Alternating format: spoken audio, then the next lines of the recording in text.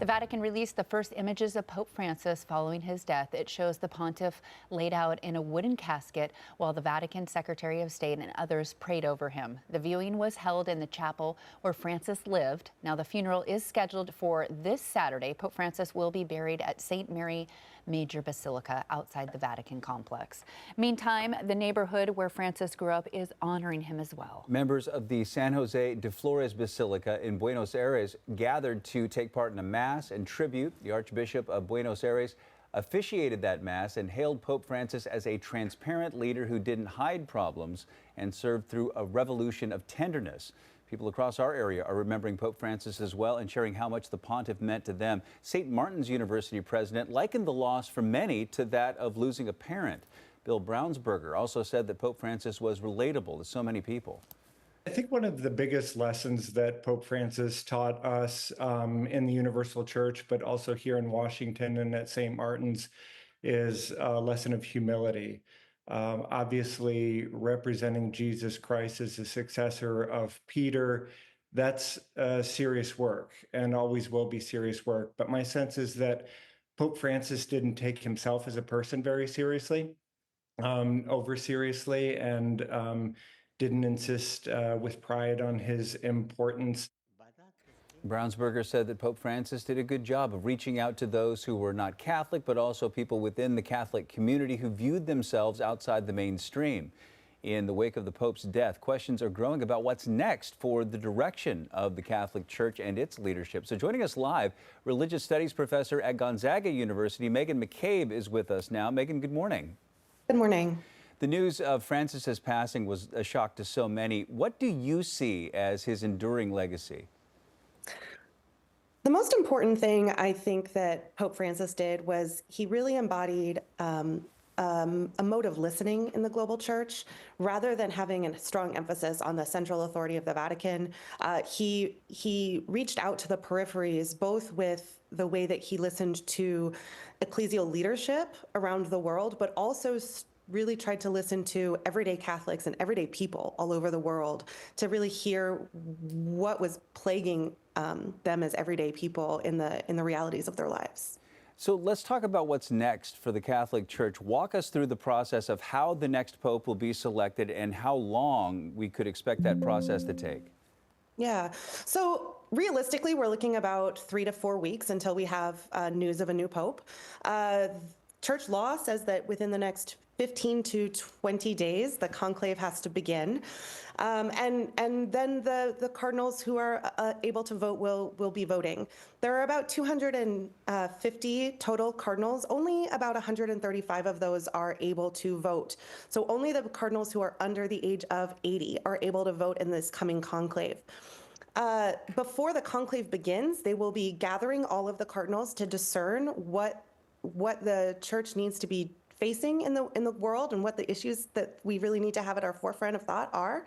And then once the conclave begins, just that group of 135 or so will be able to vote. They will cast ballots. It's under total secrecy, written ballots with oaths of secrecy. And they need to hit about 90 votes in favor of a particular cardinal to be named pope. So it's a 2/3 majority that needs to happen.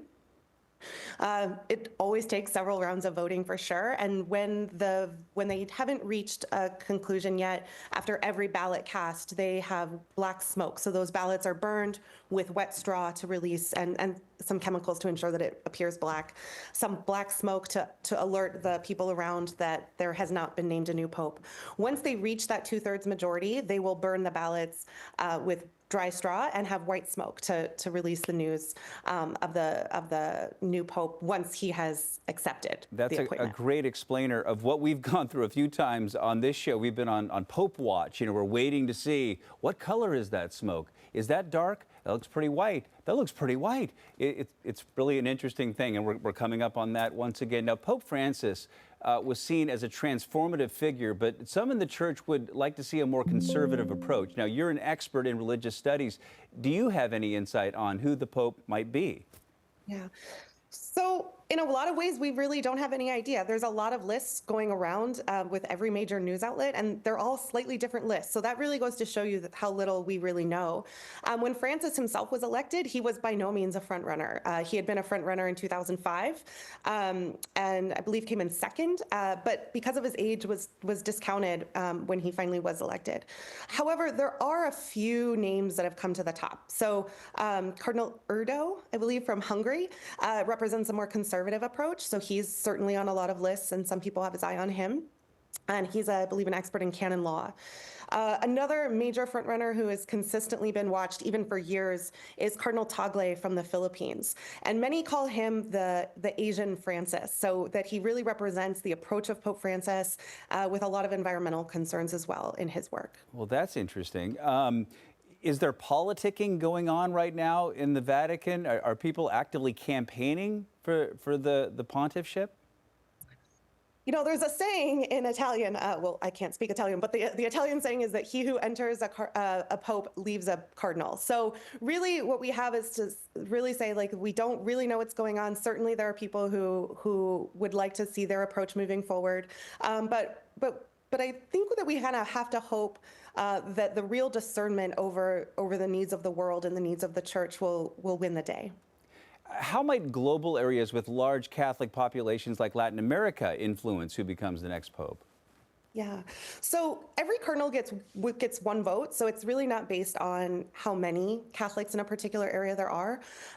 Although Francis himself really did expand the number of cardinals, a number of bishops named cardinals. So we have a slightly larger number.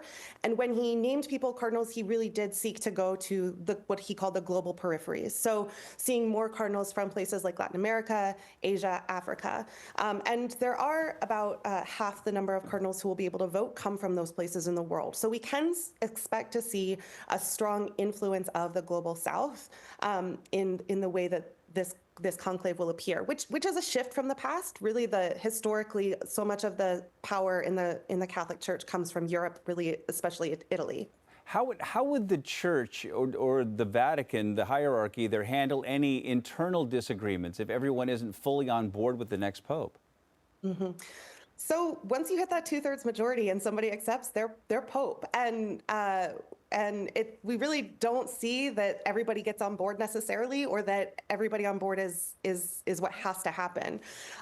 Francis has embodied a really strong model of listening in the church, and because of who he favored for cardinal. Is there a problem? Oh no, not at all. Please continue. I got distracted. I apologize. So in terms of who Francis favored for picking as cardinal, we can expect to see an ongoing listening approach, which would suggest comfort with ongoing discernment, ongoing disagreement in the church, rather than expecting everybody to really fall in line. So what are the top priorities that Catholic leaders are hoping to address with the future pope? Are there any current initiatives that Pope Francis led that could be jeopardized by a new pope? Yeah, so certainly major strong influence on issues of war and peace, as we see a lot of conflict around the world. Those have been major issues for Pope Francis, and care for migrants. And we should expect to see those continue to be central issues in church leadership. Within the church, Pope Francis has really put forward a strong emphasis on what's called synodality. So this model of listening, really listening to everyday Catholics, listening to the kind of decentralized church leadership. And we should hope to continue to see that happening in ongoing ways, but that is one of those things that we won't really know until we see the next pope, if the next pope really continues that. And of course, within the most recent synod, issues related to sexuality and gender really emerged globally. And so those we should expect to see continue to see some disagreement and discernment around those. Francis marked a really important shift, whereas some issues that had previously been considered closed, like issues related to the ordination of women in the church, have seen a little bit more openness to talking. And so we should expect to see those continue to happen as we have this ongoing transition in leadership. Just incredibly valuable insight. Thank you so much. Religious Studies professor at Gonzaga University, Megan McCabe. Thanks so much. Thank you.